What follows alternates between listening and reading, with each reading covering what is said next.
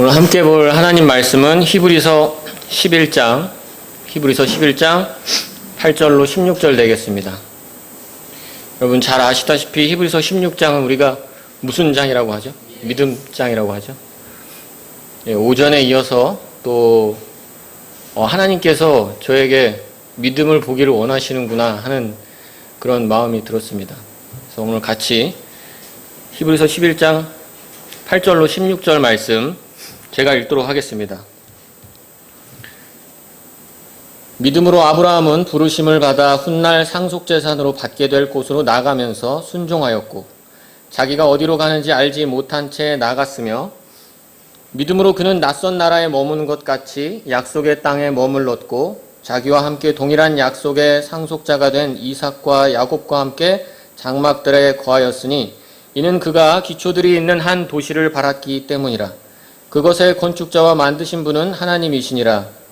믿음을 통해 사라 자신도 나이가 지났을 때 씨를 수태하는 힘을 받아 아이를 출산하였으니 이는 그녀가 약속하신 분을 신실한 분으로 판단하였기 때문이라. 그러므로 심지어 죽은 자와 다름없던 한 사람에게서 하늘의 허다한 별과 바닷가의 무수한 모래와 같이 많은 사람이 나왔느니라. 이들은 다 믿음 안에서 죽었으며 약속하신 것들을 받지 못하였으되 멀리서 그것들을 보고 확신하며 끌어안았고 또 땅에서는 자기들이 나그네요 순례자라고 고백하였으니 그런 것들을 말하는 자들은 자기들이 본향을 찾고 있음을 분명히 나타내느니라.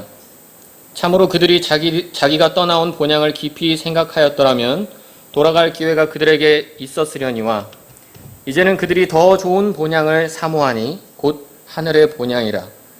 그러므로 하나님께서도 그들의 하나님이라 불리는 것을 부끄러워하지 아니하시나니 그분께서 그들을 위하여 한 도시를 예비하셨느니라. 오늘 말씀의 제목이 아브라함의 믿음입니다. 제가 이제 설교 원고를 다 쓰고 이제 준비를 한 다음에 보통 이제 마지막에 좀 이렇게 설교를 찾아봐요. 검색을 해서 책도 보고 다른 분들이 혹시 이 주제로 설교를 하셨는가. 그래서 우리 교회 사이트를 이렇게 보니까 아브라함의 믿음에 대해서 굉장히 여러 목사님들이 말씀을 하셨어요. 근데 유일하게 제목도 똑같고 본문도 똑같은 설교가 나옵니다. 이게 언제냐면 2011년도 지금으로부터 딱 10년 전이에요. 우리 임동선 목사님이 설교하신 내용이 아직도 인터넷에 있어요. 만약 그 목사님의 검정색 머리가 그리우신 분들이 있다면 오늘 한번 이제 들어보셔도 좋을 것 같습니다. 내용이 약간 다르긴 한데 그만큼 이 아브라함의 믿음, 특히 이 믿음에 대해서 많은 설교를 다루고 있죠. 오늘 오전에도 우리가 그 믿음에 대한 그 말씀을 들었는데 이 믿음은 그리스도인의 삶에서 매우 중요한 문제입니다. 그리스도인의 정체성을 설명하기 위해서도 이 믿음을 빼놓을 수 없죠. 우리가 뭐 하는 사람입니까? 하나님 믿고 그 믿음대로 사는 사람들이죠. 그래서 우리의 삶을 신앙생활이다, 믿음 생활이다 이렇게 표현하기도 한다는 거죠. 성경은 믿음에 대해서 다양하게 여러 번에 걸쳐서 우리에게 말씀해주고 있습니다. 우리 주 예수님께서도 여러 번 믿음을 강조하셨고 또 믿음을 보기를 원하셨어요. 오늘 오전에도 들었죠. 너희 믿음이 어디 있느냐. 그리고 큰 믿음을 보셨을 때는 칭찬해 주시기도 하셨다는 겁니다. 그렇다면 이렇게 믿음이 왜 중요할까요? 여러 가지 측면으로 설명할 수 있겠지만 저의 측면, 사람의 측면으로 생각해 본다면 이 믿음은 내가 존재하고 있는 이유를 설명할 수 있기 때문입니다. 믿음으로. 성경은 하나님께서 모든 것을 창조하실 때 자신을 기쁘시게 하려고 창조했다고 말씀하셨습니다. 오늘 집사님 기도하셨죠. 그렇다면 그 모든 것 안에 저도 포함되어 있습니다. 하나님께서 저를 만드신 이유 역시 하나님을 기쁘시게 해드리라고 저를 만드셨다는 겁니다. 그런데 감사하게도 하나님께서는 사람이 하나님을 기쁘시게 해드릴 수 있는 방법을 성경에 아주 정확하게 알려주고 계세요. 어떻게 있습니까? 11장 6절에 보십시오. 그러나 믿음이 없이는 하나님을 기쁘게 하지 못하나니 그분께 가는 자는 반드시 그분께서 계시는 것과 또 그분께서 부지런히 자신을 찾는 자들에게 보상해 주시는 분이심을 믿어야 하느니라. 이 말씀을 보면 믿음이 없이는 하나님을 기쁘시게 할 수 없다. 즉 하나님을 기쁘시게 해드리려면 반드시 뭐가 있어야 된다? 믿음이 있어야 된다는 겁니다. 이 필수적으로 믿음이 있어야 되죠. 이렇게 볼 때 믿음은 인간의 존재의 목적을 실현시킬 수 있는 그 수단이 된다는 겁니다. 따라서 하나님을 계시는 것을 믿지 않거나, 근데 엄밀히 말하면 믿지 않는 게 아니에요. 거부하는 거죠. 로마서에 보면 뭐라고 했습니까? 하나님을 알 만한 것들을 이미 다 드러내 주셨어요. 모든 사람은 하나님을 다 알고 있다는 겁니다. 계시는 것을. 그런데 마음속에 하나님 두기를 싫어하기 때문에 거부하는 거죠. 어쨌든 그 하나님이 계시는 걸 믿지 않거나 또는 하나님이 어떤 분이신 것, 이렇게 보상해 주시는 것, 그 하나님의 인격이 어떤 분이라는 것을 믿지 않는 사람, 그런 사람은 자신의 존재의 목적 또한 모르는 채, 내가 왜 존재하는지 관심이 없는 채 살아가는 사람이라는 겁니다. 요즘 말로 무쓸모한 사람이 되는 거죠. 쓸모가 없어요. 왜냐? 사람을 만든 그 쓸모는 뭐예요? 하나님을 기쁘시게 해드리려고. 그런데 거기에 관심이 없다면 안타깝지만 쓸모없는 사람이라는 거죠. 그래서 성경은 하나님이 없다고 하는 자를 가리켜 어리석은 자라고 말씀합니다.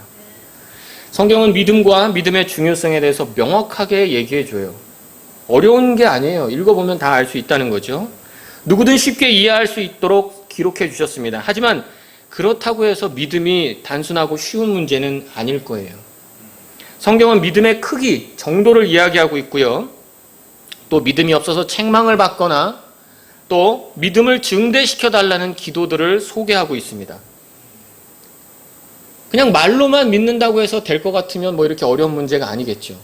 하지만 이 믿는다는 것은 단순히 말로만 해서 다가 아닙니다. 참된 믿음은 드러나는 행위를 통해서 입증이 되기 때문이죠. 야고보서 2장 26절에 뭐라고 했습니까? 행위 없는 믿음은 죽었다고 했어요. 즉 말로는 믿는다 할지라도 그것은 반드시 검증되고 입증되게 되어 있습니다.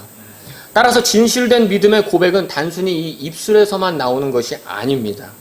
지적인 이해가 있어야 되고요. 이 감정적인 동요가 있어야 돼요. 아, 그렇구나. 그리고 나서 어떻게 되죠? 의지를 사용해서 결단을 해야 됩니다. 믿음은 이런 과정이 있어요. 그렇기 때문에 이 내가 믿는다고 할 때 참된 믿음은 엄청난 변화의 시작점이 될 수가 있는 것입니다. 믿는 자에게는 반드시 믿음의 행위가 나오게 되어 있어요. 그렇기 때문에 우리가 나 믿어요, 믿습니다 라고 말하는 것이 그렇게 단순하고 쉬운 문제가 아니라는 것이죠.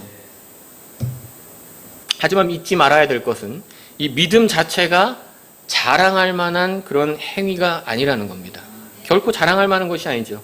믿음은 결국 사람답게 살 수 있도록 하나님의 은혜를 받아들이는 통로의 역할을 하는 것뿐입니다. 우리가 믿음을 사용한다고 할지라도 그 믿음 자체가 우리를 변화시키는 것이 아닙니다. 하나님의 은혜가 들어와서 역사할 때 그렇게 된다는 것이죠. 데살로니가전서 2장 13절을 보면 이런 말씀이 있습니다. 이런 까닭에 우리가 또한 하나님께 끊임없이 감사를 드림은 너희가 우리에게서 들은 하나님의 말씀을 받을 때 그것을 사람들의 말로 받지 아니하고 하나님의 말씀으로 받았기 때문이니 진실로 그러하도다. 그 말씀이 또한 믿는 너희 안에서 효력 있게 일하느니라. 우리가 믿을지라도 우리 안에서 효력을 발생시키는 것은 하나님의 말씀인 거죠. 하나님의 은혜인 거죠. 하나님의 은혜가 우리 안에 들어올 때 그 은혜가 우리를 변화시키고 능력을 주시고 하는 거지 믿음이 우리의 자랑이 될 수 없다는 겁니다. 여러분 믿음을 가지고 있습니까? 우리는 어떤 믿음을 갖고 있습니까? 우린 무엇을 믿고 있습니까? 여러분의 믿음은 하나님의 능력을 경험하고 있습니까? 그리스도인이라면 누구나 믿음에 관심이 많겠죠. 또 믿음이 충만하고 더 큰 믿음을 보여드려서 주님께 칭찬받기를 누구나 원할 겁니다. 그렇죠? 오늘 본문에서는 믿음의 조상이라고 불리는 아브라함의 믿음이 소개되고 있어요. 그가 하나님을 어떻게 믿었는가 그 믿음의 행위들을 보면서 앞에서도 말씀드렸죠?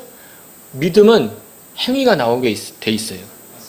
참된 믿음은 행위가 나온다는 거죠. 이 아브라함이 어떻게 믿었고 그 결과 그가 어떤 믿음의 행위들을 보여드렸는가, 이걸 살펴보면서 우리 역시 하나님을 기쁘게 해드리는 믿음의 사람들로 드러나게 되는 것이 오늘 설교의 목적입니다. 이것을 위해서 본문에서 볼 수 있는 아브라함의 믿음에 대해서 세 가지만 오늘 살펴보도록 하겠습니다. 첫 번째로 아브라함의 믿음 첫 번째는 8절이 보여주고 있어요. 8절 읽어보겠습니다. 믿음으로 아브라함은 부르심을 받아 훗날 상속재산으로 받게 될 곳으로 나아가면서 순종하였고 자기가 어디로 가는지 알지 못한 채 나아갔으며. 자, 이 8절의 아브라함은 하나님의 부르심, 그 명령을 받고 나서 순종했다고 지금 기록되어 있습니다. 어떤 부르심이었습니까? 창세기 12장을 봐야 되겠습니다. 창세기 12장. 본문을 표해 놓으시고 창세기 12장을 보시면 1절에 이렇게 말씀합니다. 그런데 전에 주께서 아브라함에게 이르시되 너는 내 고향과 친족과 아버지 집에서 나와 내가 내게 보여줄 땅으로 가라. 자, 이 사건을 여기서 다뤄주고 있는데 아브라함은 우상이 만연한 그 발전된 도시였던 그 고향 갈대아 우르에서 하나님의 부르심을 받아 한 번도 가본 적이 없는 가나안 땅으로 나아갔습니다. 이것은 믿음의 행위입니다. 믿음이 없이는 이 불가능하죠. 순종을 할 수가 없죠. 아무것도 경험해 본 적 없고 본 적 없고 정말 오늘날같이 인터넷이 있어서 그곳의 정보를 얻을 수 있는 것도 아니었지 않습니까? 전혀 그곳에 대한 정보가 없어요. 단순히 부르심만 믿고 나아간다는 것은 큰 결단이 필요한 겁니다. 여기 12장 1절에 창세기 12장 1절에 고향, 친족, 아버지 집을 떠나라고 그랬어요. 이것은 고민되는 일이에요. 망설여지는 일이고 쉽게 결정할 수 없는 일입니다. 하루아침에 모든 것을 잃어버릴 수 있고요. 많은 것을 변화시켜야 되는, 큰 변화를 겪어야 되는 그런 일이었어요. 하지만 아브라함은 하나님의 명령에 순종했어요. 이건 명백한 믿음의 행위입니다. 창세기 12장 4절은 이렇게 말씀합니다. 이처럼 아브라함이 주께서 자기에게 말씀하신 대로, 뭐라고요? 주께서 자기에게 말씀하신 대로, 말씀하신 그대로 떠나갔고. 아브라함이 주께서 자기에게 말씀하신 대로, 그대로 떠나갔다는 거죠. 하나님의 말씀은 여기 간략하게 기록되어 있지만 중요한 것은 하나님께서 말씀하신 그대로 나아갔다는 겁니다. 관계를 정리하거나 소유를 정리하거나 또는 여행의 계획을 세우는 일 따위는 중요하지 않습니다. 아브라함은 어떤 방식대로 나아갔습니까? 주께서 말씀하신 대로. 하나님께서 정해주신 때, 정해주신 방향, 정해주신 방법 그대로 나아갔다는 거예요. 우리는 아브라함의 믿음을 생각해 볼 때 그 아브라함의 순종의 반응 속도를 한번 생각해 볼 필요가 있습니다. 아브라함의 생애에 있어서 가장 큰 두 가지의 사건을 뽑으라면 바로 이 갈대아 우르를 떠난 사건과 하나는 뭐겠습니까? 아들 이삭을 하나님께 바친 일이 되겠죠. 히브리서 11장에도 이 두 가지 사건을 다 다뤄주고 있습니다. 이 두 사건에서 하나님께 순종하는 아브라함이, 잘 들어보세요. 이 두 사건을 설명해주고 있는 성경 구절들을 읽어볼 때 하나님께 순종하는 아브라함이 머뭇거리거나 망설이거나 걱정에 사로잡혔다는 표현을 찾아볼 수가 없습니다. 오히려 이삭을 바칠 때는 어땠어요? 다음날 아침 일찍 일어나서 출발하는 모습을 보여주고 있습니다. 정말 아브라함은 이 두 가지 사건을 통해서 한 번도 경험해보지 않았던 일, 그리고 절대로 경험해보고 싶지 않은 일, 이 두 가지를 경험했어요. 그런데 이 두 가지를 경험하면서 하나님의 명령을 들었을 때 그는 절대로 주저하지 않았습니다. 망설이지 않았어요. 고민하지 않았어요. 즉시로 하나님의 방법대로, 하나님 말씀대로 즉시로 순종했다는 겁니다. 아브라함은 언제나 하나님의 부르심에 신속하게 순종으로 반응했어요. 원래 이 순종이라는 말에는 즉시로, 기쁘게 그 말을 듣는 것은 그런 의미를 담고 있습니다. 하나님의 부르심에 지체하거나 망설이지 않는 모습, 바로 그것이 아브라함의 믿음이었어요. 오늘날에도 하나님의 부르심은 계속됩니다. 갈대와 우루같이 사탄의 권세 아래 온갖 죄악이 난무하는 이 세상에 하나님께서는 죄인들을 부르고 계십니다. 거기서 그대로 살다가 멸망길에 빠져서 나오지 못하고 영원한 형벌에 당할 수밖에 없는 그런 죄인들을 불쌍히 여기셔서 하나님께서는 어서 나오라고, 어서 거기서 나오라고 부르고 계십니다. 아브라함에게는 직접 음성을 통해서 말씀하셨지만 오늘날 세상 사람들에게는 더 확실한 방법으로 부르고 계세요. 우리는 무슨 음성이 만약 들린다 그러면 뭐 이웃집에서 층간소음이 아닐까 이렇게 생각할 수도 있겠지만 오늘날에는 더 확실한 방법으로 사람들을 부르고 계시다는 거죠. 하나님의 그 확실한 방법은 무엇입니까? 바로 우리 주 예수 그리스도입니다. 십자가에 달리신 예수님이 바로 이 세상 사람들을 초청하고 부르고 계시는 하나님의 음성입니다. 하나님의 초청장이에요. 이 예수님을 통해서 모든 사람을 부르고 계시죠. 예수님을 통한 하나님의 부르심에 믿음으로 순종하셨습니까? 하나님의 부르심에는 신속하게, 기회를 미루지 마시고 신속하게 응답해야 됩니다. 하나님 말씀하신 그대로 순종해야 돼요. 다른 방법은 없어요. 오직 길이요 진리요 생명이신 예수 그리스도, 우리 예수님을 통해서만 주님께 나아갈 수가 있습니다. 그렇다면 그 방법 그대로 예수님을 신뢰해서 하나님께 나와야 되는 것입니다. 우리에게 부르신 그 하나님의 음성은 그걸로 끝이 아니에요. 한 교회의 지체로 부르시거나 한 여자의 남편으로 부르시거나 한 남자의 아내로 부르시기도 하고 사역의 길로도 부르시기도 합니다. 어떤 부르심이나 명령이든지 우리는 하나님의 명령에 신속하게 순종해야 됩니다. 신속하게 순종해야 됩니다. 그렇기 때문에 사실상 우리가 하나님의 명령을 순종하는 믿음에 있어서 가장 중요한 것은 주님 우리에게 믿음을 주세요. 믿음을 주세요. 내가 믿고 행할 수 있게 해주세요. 이 기도가 아니라 하나님의 명령이 확실한지, 하나님의 뜻이 확실한지 그것을 찾는데 우리는 더 많은 시간을 할애해야 되는 겁니다. 우리는 삶에서 하나님의 명령에는 즉시로 순종할 수 있는 훈련을 계속 해야 돼요. 우리가 더 많은 시간을 할애할 것은 주님의 명령을 확신하는 데 시간을 쏟아야 된다는 거죠. 아브라함은 하나님의 명령에 즉각적으로 순종하는 그런 믿음을 보여드렸습니다. 자, 두 번째입니다. 성경을 통해 알 수 있는 아브라함의 믿음 두 번째는 하나님의 인격을 신뢰하는 믿음이에요. 하나님의 인격을 신뢰하는 믿음. 자, 아브라함은 이 믿음이 있었기 때문에 두 번째로 계산 없이 도전하는 그 믿음의 행위를 보여드렸어요. 첫 번째로 하나님의 명령에 순종하는 믿음은 그를 지체 없이 행하는 믿음을 보여드리게 했다면, 두 번째 하나님의 인격을 신뢰하는 믿음은 계산 없이 도전할 수 있는 그런 믿음을 보여드리게 했습니다. 이건 11절을 통해서 우리가 알 수 있어요. 11절을 읽어보겠습니다. 믿음을 통해 사라 자신도 나이가 지났을 때 씨를 수태하는 힘을 받아 아이를 출산하였으니 이는 그녀가 약속하신 분을 신실하신 분으로 판단하였기 때문이라. 11절을 보면 사라의 출산에 대한 내용이 나오죠. 물론 직접적으로는 사라가 언급됐지만 부부이면 한 몸이기도 하고, 또 저는 아브라함 역시 동일한 믿음을 가졌다는데 의심의 여지가 없습니다. 아시다시피 사라는 아브라함과 10살 차이죠. 개인적으로 성경을 볼 때 가장 이상적인 남녀의 나이 차이라고 생각이 됩니다. 10살 차이. 정말 완벽한 조합이 아닌가 생각이 되는데, 자, 그래서 어쨌든 아브라함이 100세였을 당시에는 사라는 몇 살이었죠? 90세였어요. 이 90세의 나이에 이삭을 출산하게 됩니다. 이미 연로해서 임신을 할 수 없는 상태였어요.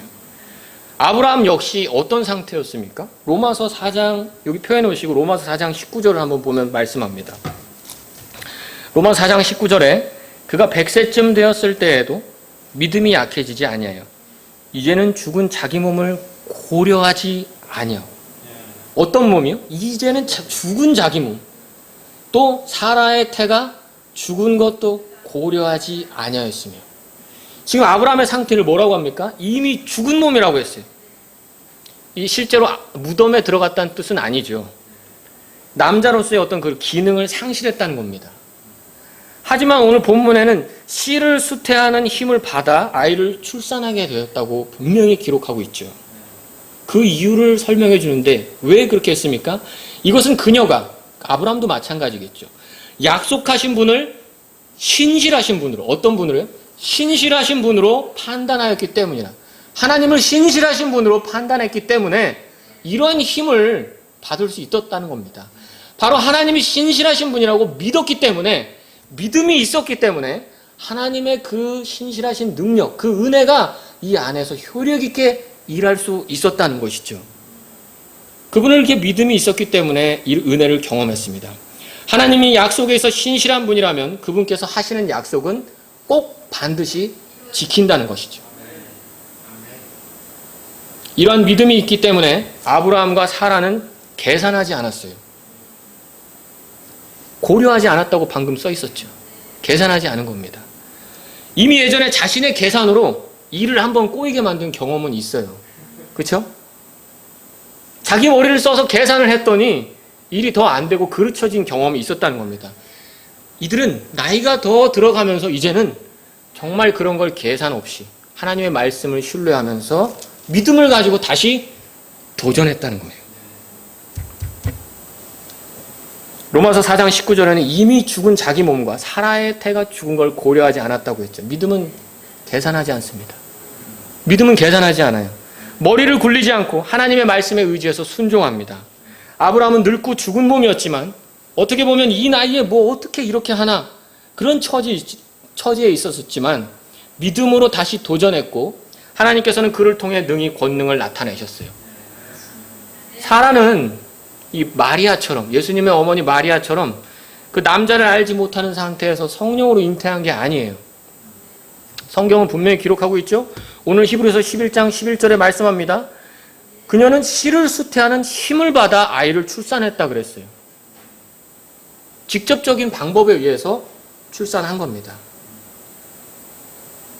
분명히 불가능한 상태였지만 하나님의 인격을, 그분이 거짓 없으신 분, 약속을 이행하시는 분, 신실하신 분이라는 그분의 인격을 믿었기 때문에 이렇게 아이를 출산할 수 있었던 겁니다. 자신의 처지와 상황만을 본다면 낙심하거나 포기할 수밖에 없지만 하나님이 어떤 분이신지 판단하고 믿음을 갖게 된다면 계산하지 않고 순종하게 됩니다. 이 부분이 사실 좀 어려운 부분이 될 수 있습니다. 이게 100세에 나왔으니까 이게 99세하고 89세인 남녀를 생각해 보십시오. 이게 집에서 이제 가족끼리 말씀을 들으시는 분들은 자녀분들에게 설명을 좀 잘 해주셔야 되는데 원래 이 성경이 성인을 대상으로 쓰여진 겁니다. 그래서 여기에 많은 그런 어려운 내용들이 좀 나오는데 이미 죽은 몸이라고 했어요. 89세? 99세예요. 우리가 지하철 화장실 같은 데를 가보면 이미 죽은 몸의 남자들을 도와주고자 암거래로 이렇게 약을 파는 것들을 우리가 이제 문구를 볼 때가 있습니다. 광고에서. 정말 그렇게 어려운 상황이라는 거죠. 어떻게 보면 그런 생각을 좀 해봤어요. 아브라함이 사라에게 하나님이 아이를 준다고 했는데 우리 좀 잠자리를 해야 되잖아요. 근데 사라가 다 늙어가지고 왜 이렇게 주책이에요. 또 사라가 반대로 그렇게 했는데 아브라함이 나도 좀 이렇게 힘든데 이렇게 했다고 생각해 보십시오. 하나님의 일이 일어나지 않을 수 있다는 거죠. 그렇지만 그들은 이미 죽은 자기의 몸을, 자기의 상태를 고려하지 않았어요. 계산하지 않았어요. 하나님께 모든 것을 의지하고 그분의 말씀, 그분의 인격을 신뢰하면서 도전했다는 겁니다.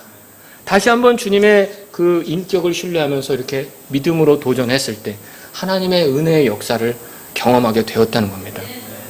우리 그리스도인으로 살아가는 동안 여러 가지 실수와 좌절을 경험할 때가 있어요.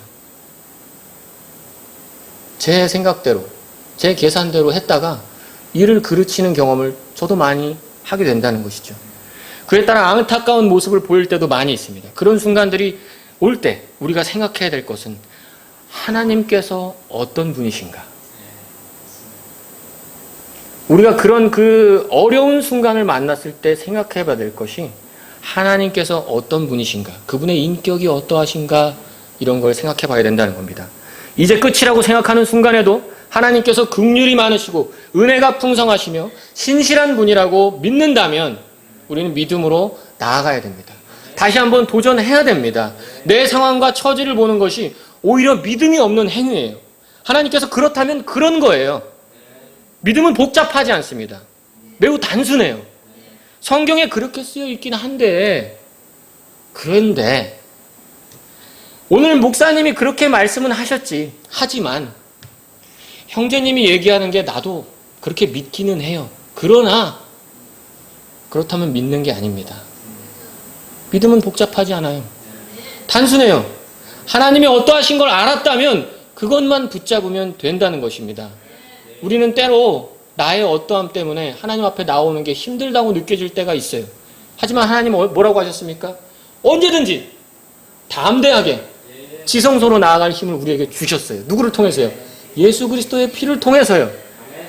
그렇다면 어떠한 형편과 상황일지라도, 내 코가 여기 떨어져 있고 어깨가 축 늘어져 있는 상황일지라도 우리는 언제든지 하나님께 나아갈 수가 있는 거예요.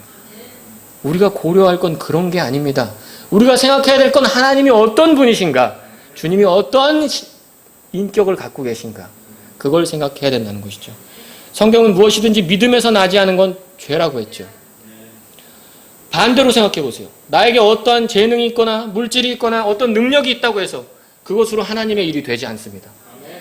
그것도 내가 고려할 대상이 아니라는 겁니다. 내가 있든지 없든지 내가 하나님 앞에 나아가고 하나님의 일을 할 때는 그 내가 있거나 없는 것들은 나의 고려 대상이 될 수가 없습니다.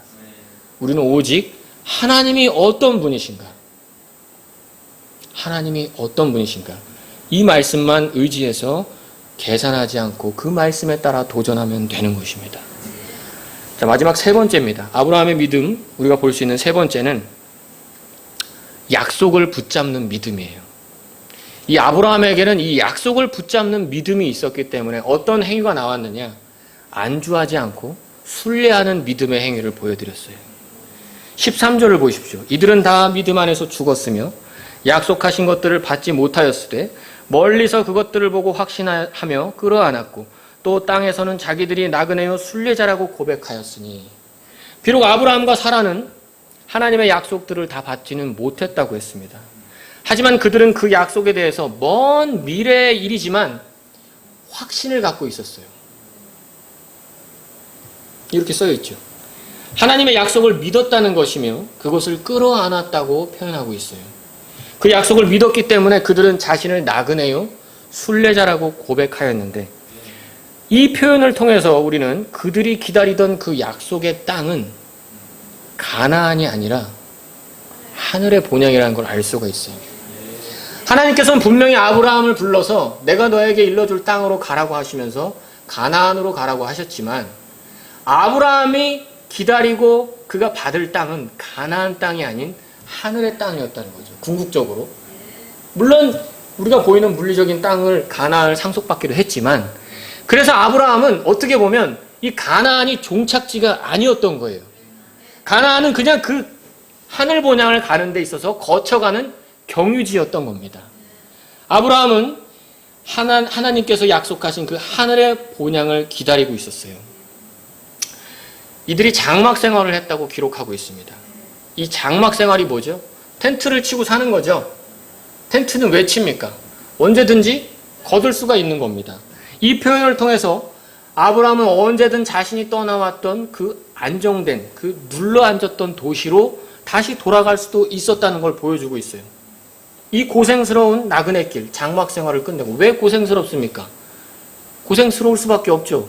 여러분들 요즘에 캠핑이 붐이라고 해서 캠핑들 많이 가는데, 저도 관심이 있어서 알아봤는데 대부분 하는 얘기가 나가면 고생이라는 거예요.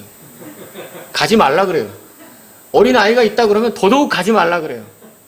가서 재밌는 걸 기대하는 게 아니라 텐트 치는 데만 시간이 걸리고 너무 힘들다는 거죠. 이 고생되는 일이에요. 그렇기 때문에 그들은 그 생활을 청산하고 언제든지 안정된 삶이 보장되어 있는 자신들의 그 고향 땅으로 돌아갈 수도 있었던 겁니다.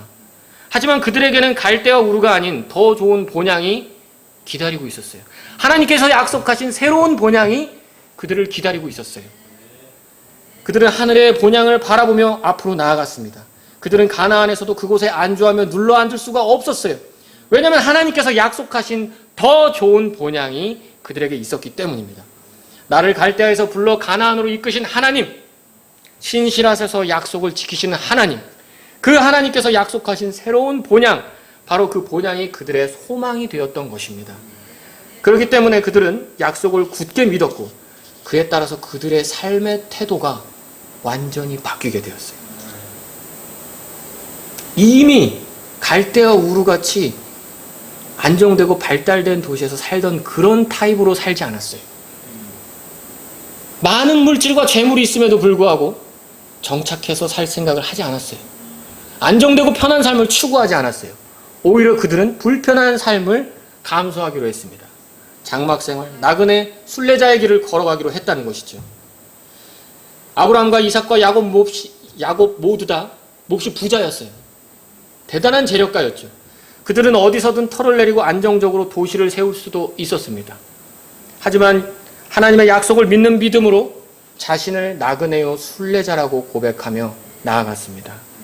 야곱이 파라오를 만났을 때 파라오가 물어봤죠.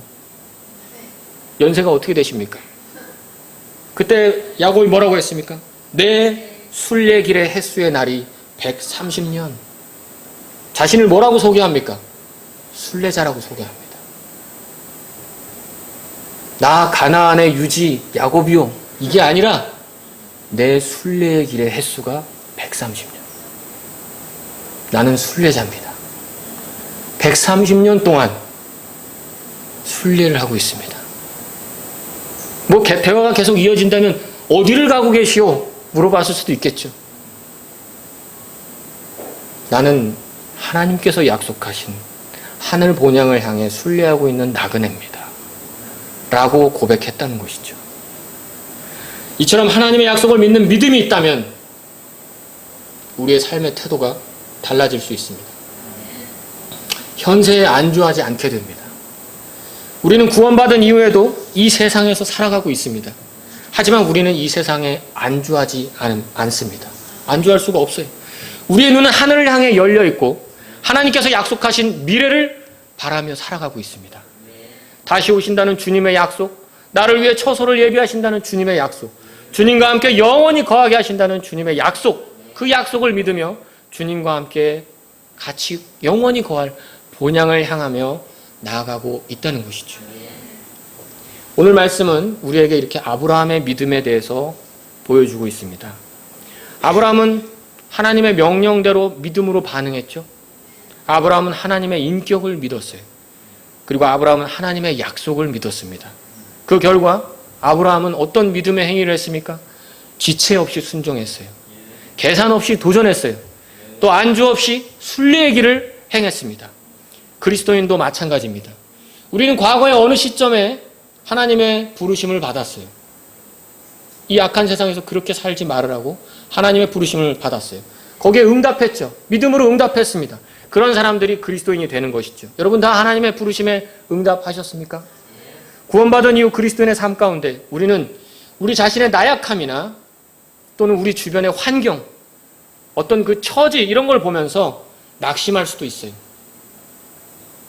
하지만 하나님은 우리가 하나님의 어떠하심을 생각하고 믿는다면 우리는 그러한 낙심된 상황에서 벗어나 주님의 능력을 경험할 수 있을 것입니다. 우리는 자주 환경의 영향을 받아요. 오늘 아침에도 우리가 누가복음 통해서 들었지 않습니까? 파도가 치니까 어떻게 해요? 주여 우리가 죽나이다. 실제로 죽지 않는데 죽을 것 같다는 거죠. 베드로는 어땠습니까? 믿음으로 발을 내딛었지만 성난 파도를 보자 물속으로 가라앉았죠. 우리의 연약함으로 인해 믿음이 약해지거나 의심을 갖게 될 때가 불신이죠. 너무 많다는 겁니다. 여러분 코로나는 어떻습니까? 우리가 이 코로나 얘기가 요즘 설교에 많이 나오는데 코로나 이 상황은 어떻습니까? 정말 불편하고 우리에게는 힘든 상황임에 틀림없습니다. 주님의 백성이 주님의 집에 나와서 하나님을 경배하고 주님을 찬양하고 성도 간에 교제하고 이것이 당연한 것인데 우리의 권리이자 특권인데 이걸 행사하지 못하고 있어요. 이거 얼마나 안타깝고 불편하고 암담한 현실입니까? 그러나 이 문제가 왜 발생됐는지 우리는 생각해 봐야 됩니다. 세상 사람들의 표면적으로는 중국 우한에서 인위적으로 시작된 바이러스라고 알고 있습니다. 하지만 성경을 통해서 우리는 이 역병이 하나님의 심판이요 하나님의 경고임을 알고 있습니다. 사람들의 눈으로 보는 것처럼 우리는 보지 않습니다. 그렇다면 해결 방법은요? 그 안에서의 우리의 행동 지침은요? 적어도 우리가 하나님의 이름으로 불리는 하나님의 백성이라면 우리가 해야 할 믿음의 행동은 우리 자신을 낮추고 기도하며 악한 길에서 떠나는 것입니다. 그렇게 하면 하나님께서 고치신다고 약속했어요. 역대기하 7장 읽어보셨죠? 우리가 자신을 낮추고 악한 길에서 떠나고 회개하면 하나님께서 하늘에서부터 들으시고 고치신다고 했습니다. 지금 우리가 우리가 취해야 할 그 행동은 불평하고 원망하고 낙심하고 좌절하는 것이 아니라 하나님께서 이 환경을 우리에게 허락하셨다면 우리는 하나님이 원하는 방법대로 우리의 행동을 보여드려야 됩니다. 언젠간 코로나가 끝나겠죠. 자연스럽게 사람들이 생각하는 것처럼 백신을 맞고 걸릴 사람 다 걸려서 그렇게 끝나는 걸 원하십니까? 아니면 주님의 사람들이 기도하고 회개하고 악한 길을 떠나서 하나님께서 하늘에서부터 들으시고 이 역병으로부터 우리를 건지시고 고치셨다. 여러분 어떤 것을 원하십니까? 우리가 믿음으로 지금 이 어려운 상황을 어떻게 헤쳐나가야 될지 우리의 처신을 어떻게 해야 될지 하나님께 보여드려야 될 때이라는 것이죠. 그렇게 되면 우리는 하나님의 말씀의 성취를 경험하는 기회가 될 것입니다. 어떤 사람은 그냥 저절로 코로나가 끝났다고 언젠가 생각할 수 있겠지만 믿음을 갖고 있는 사람은 하늘의 하나님께서 응답하셨다고 찬양할 것입니다. 제가 지난주에 있었던 얘기를 해드릴게요.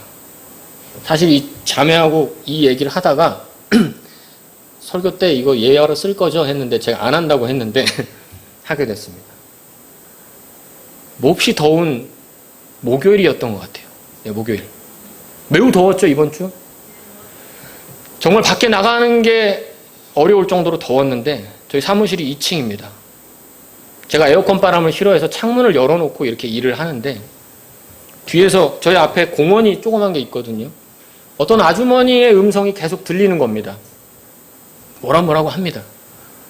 그래서 누가 이렇게 계속 반복적으로 얘기를 하나 귀를 기울여서 들었는데 점점 그 목소리가 가까워지더라고요. 그래서 뭐라고 하나 들어봤더니 예수님 믿으세요.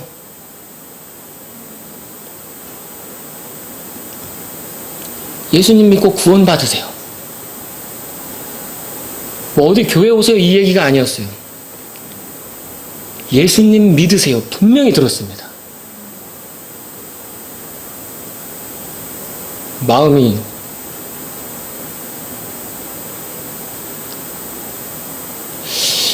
참 여러 가지 생각이 들었어요. 죄송하기도 하고 안타깝기도 하고 부끄럽기도 하고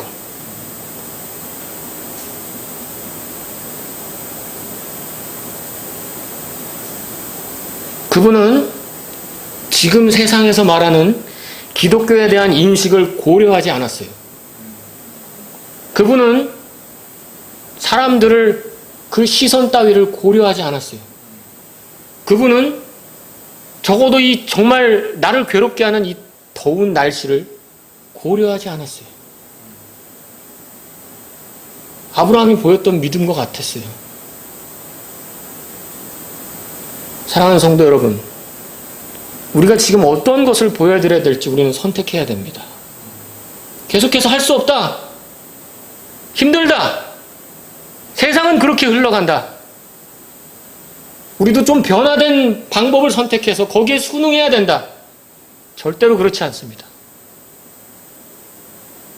우리는 하나님의 말씀대로 믿음으로 하나님 앞에 주님의 어떠하심을 믿으면서 나아가야 됩니다. 하나님, 우리는, 사랑하는 성도 여러분, 우리는 비록 몸은 이곳에 있지만 우리의 관심은 하늘의 본향을 향하고 있는지 생각해 봐야 됩니다. 만약 여러분과 제가 다음 달에 미국으로 또는 여러분이 좋아하는 어떤 나라로 이민을 간다고 생각해 보십시오. 여러분은 어떻게 하시겠습니까? 뭐 한 달 뒤에 가니까 어떻게든 살겠지 이러겠습니까? 여러분이 만약에 그 나라로 이민을 간다면, 다음 달에 간다면 여러분 그 문화나 풍습에 대한 책이나 영상을 찾아볼 겁니다. 좀 느끼한 음식에도 도전해 보겠죠. 그리고 아마 식사 시간엔 가족끼리 자, 이제 우리 영어로 한번 얘기해 볼까? 하면서 아이가 아빠 이것 좀 주세요 하면 데디라고 해야지 라고 할지도 모르겠습니다. 왜 그렇습니까? 이제 곧 갈 거기 때문에 준비한다는 거죠. 그렇게 안 하시겠습니까? 저 같으면 그렇게 할 것 같아요. 우리는 이제 곧 하늘의 본향에 갑니다. 여러분 이 사실을 믿으십니까? 그렇다면 우리 미리 하늘의 언어, 하늘의 찬송, 하늘의 생활 방식 이렇게 살아가는 게 어떻습니까?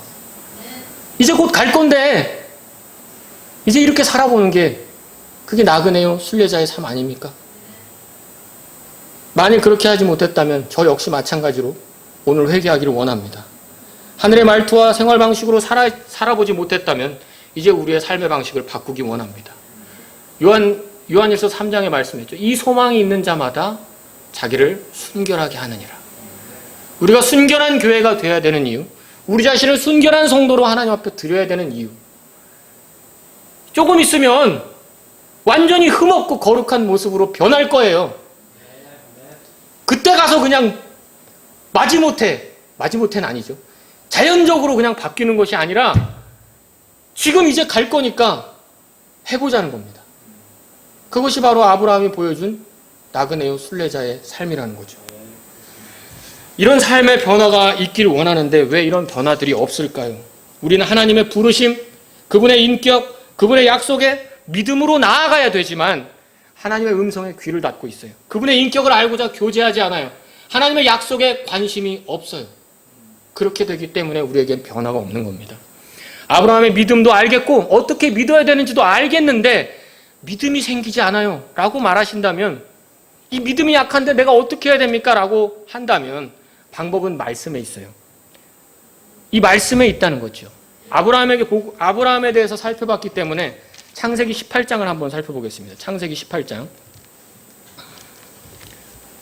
그렇게 하고 싶은데 믿음이 자라질 않아요. 믿음이 생기질 않아요. 왜 그러죠? 18장 1절입니다. 주께서 마므레의 평야에서 아브라함에게 나타나시니라. 날이 더울 때 그가 장막문에 앉아 있다가 눈을 들어 바라보니 보라 세 남자가 자기 곁에 서 있으므로 그가 그들을 보고 곧 장막문에서 달려가 그들을 맞이하며 몸을 땅으로 굽히고 이르되 내 주여 이제 내가 주의 눈앞에서 호의를 입었으면 원하건대 주의 종을 떠나 지나가지 마시고 들어오시라는 거죠. 이 아브라함이 장막 생활을 하면서 그냥 뭐 텐트만 접었다 폈다 하면서 사는 게 아니죠. 아브라함이 간절하게 고대하고 소망했던 게 있어요.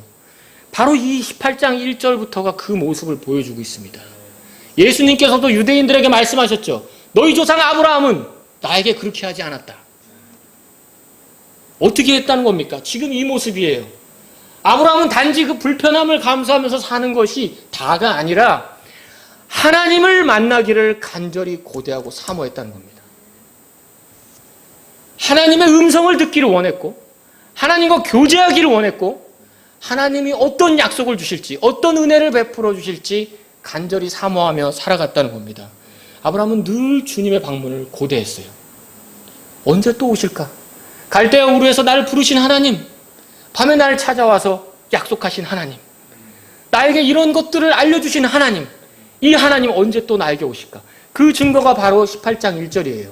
날이 더운데 지금 우리가 살고 있는 이 지금 기온보다 더 더울걸요? 아브라함이 돈이 없는 게 아니죠. 하인들이 없는 게 아니죠. 그에게 먹을 것이 없는 게 아니죠. 모든 것이 다 갖춰져 있지만 그는 지금 어디에 있습니까? 장막 문에 앉아 있어요. 좀 들어가서 부채질도 하고 과일도 먹으면서 좀 쉬고 있을 수도 있지만 그는 지금 장막 문에 앉아 있어요. 왜요? 하나님의 방문을 고대했다는 겁니다. 그토록 하나님을 만나고 싶어 했다는 것이죠.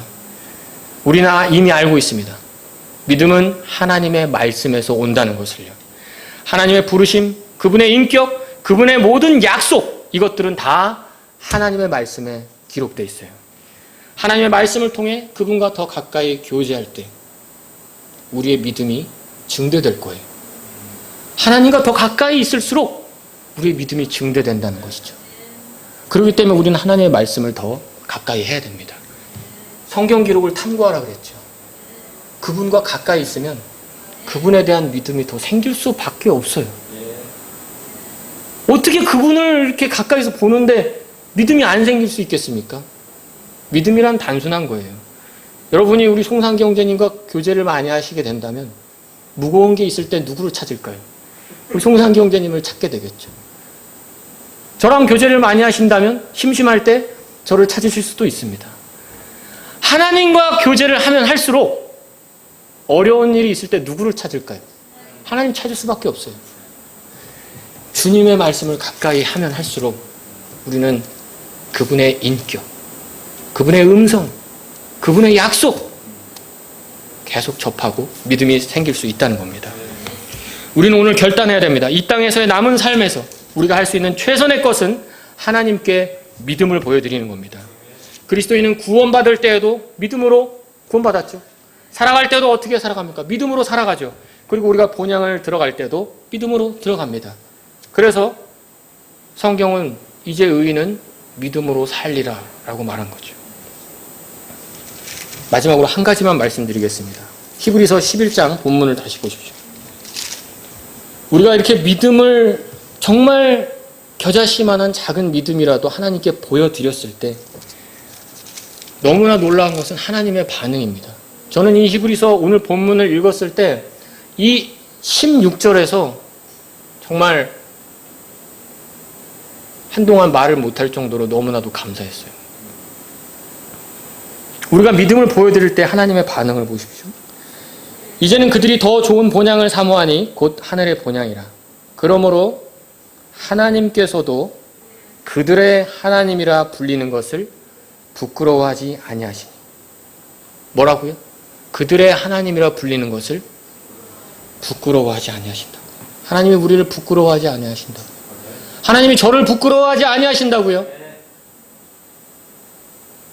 저도 제 자신이 부끄러워서 차마 입으로 주님을 부르기 송구할 때가 많은데, 차마 주님을 사랑한다고 입이 떨어지지 않을 때가 많은데, 누가 저보고 그리스도인이냐고 물어볼까봐 숨고 싶을 때가 있는데, 이 작은 믿음을 보여드렸을 때 하나님께서는 나의 하나님이라고 말씀하는 걸 부끄러워하지 아니하신다는 겁니다. 이 말씀은 때에 따라 하나님이 내가 네 하나님인 거 그거 숨길래 이렇게 한다는 뜻이 아니에요. 하나님은 이 말씀을 통해서 보여주시는 것은 우리가 이렇게 했을 때 하나님께서는 당당히 우리의 하나님이라는 것을 드러내신다는 뜻입니다. 아브라함 역시 거짓말을 하기도 했죠. 자기 아내를 동생이라고 하면서. 그리고 자기의 그 꾀를 통해서 이스마엘을 낳는 실수를 하기도 했죠. 하지만 하나님께서는 그들의 하나님이라 불리는 것을 부끄러워하지 아니하신다고 했어요. 우리도 마찬가지입니다.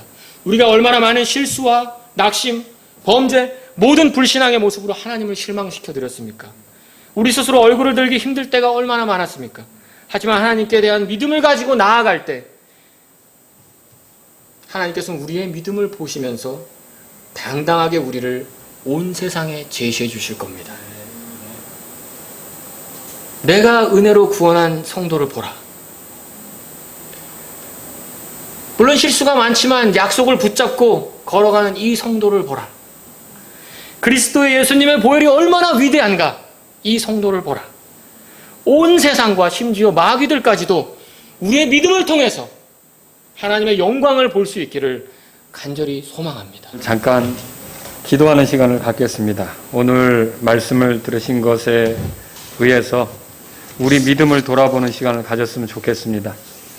아브라함의 믿음은 하나님의 명령을 존중하는 믿음입니다. 아브라함의 믿음은 하나님의 인격을 존중하는 믿음입니다. 아브라함의 믿음은 하나님의 약속을 존중하는 믿음입니다. 그래서 하나님 명령 앞에 불순종하지 않았고 하나님 인격 앞에 자기 자신을 고려하지 않았습니다. 하나님 약속 앞에 가만히 눌러 안주하거나 하지 않고 순례자로서 이렇게 살아갔습니다. 오늘 이 말씀을 들으신 여러분 가운데 하나님 아버지, 저도 아브라함같이 부족하지만 주님의 명령을 존중하며 주님의 인격을 존중하며 주님의 약속을 존중하며 가는 믿음의 사람입니다. 하나님, 저는 믿음의 증대를 원합니다.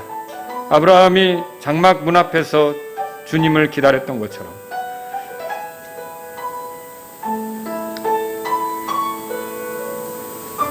저도 주님을 기다립니다. 주님과 더 가깝게 되기를 원합니다. 주님과 더 친밀해지기를 원합니다. 그런 분들이 있다면 기도하십시오. 또 하나님께서 내가 이렇게 믿음을 보이면서 살아갈 때 나의 하나님이 되시는 것을 부끄러워하지 않는다는 사실로 인해 감사합니다. 더 믿음으로 살기를 원합니다. 이런 분이 있다면 기도하십시오.